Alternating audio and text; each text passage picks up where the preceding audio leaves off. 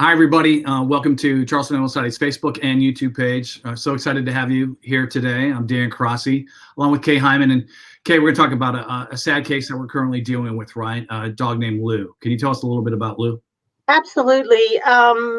This past Monday around 10 a.m., North Charleston Animal Control brought in a dog that was tied to a post in North Charleston and had horrible wounds all over his body.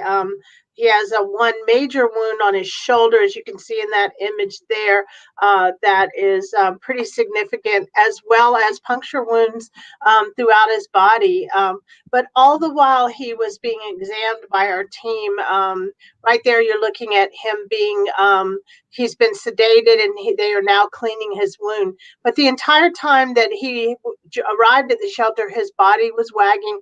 He was a very happy dog and very sweet to all of our team. Right there, you're seeing him, his vitals being taken by our veterinary team. And Kay, it's hard to look at, that abrasion. I should actually not even call it an abrasion, a wound. And I know that the vets they took his vitals, as you said, and then they cleaned it out. They kind of what's called debrided. They debrided the wound, cleaned it out. Can you tell a little bit about what his treatment's been and how he's doing? Yeah, so what they're doing is when they sit right here, they're giving him vaccinations and they tested him for heartworms, all those things we do for every animal that comes in. And then once they put him under sedation, of course, he was administered pain medications before that. Then they gave him antibiotics.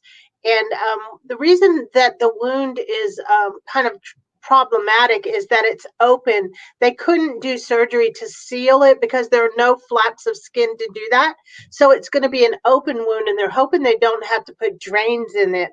But right now what they're doing is they have they're using an old school method of honey and sugar. Honey? Yeah, it's very interesting, and that is helping them for the wound to heal itself. And then they have protective gauze on top of it, and they've set up a system where the gauze is being held on, which is pretty cool. And they change that bandage every day. It's so exciting to see that. He's so cute. He is, and he's so sweet. His little wrinkles on his face, just a sweetheart. And right now we are offering a reward if there's any information about what happened to him. Yes, that reward is $500 if you have any information that would lead to the arrest and conviction of whoever allegedly left this dog abandoned, alone, on Rivers Avenue, tied to a post to fend for himself when he, again, to show people, the type of wound he had. I don't want to stay on that too long, but it's really hard to look at. But talk a little bit about our team. They are, AHA certified, the American Association of Hospital Association, accredited hospital. Yes. Unbelievable.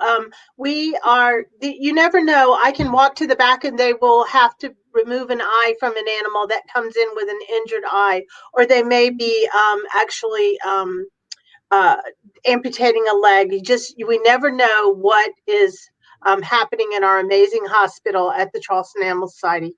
It's pretty exciting what we do here. Of course, all of that takes money. We really desperately need people to donate. It's critical to us to be able to save more lives when we get these injured animals, these abused animals, these animals that have been neglected or abandoned. We need your help always. And the team is phenomenal. They're certified. We just had a recent certification for animal abuse, cruelty investigators. Cruelty investigators, yes.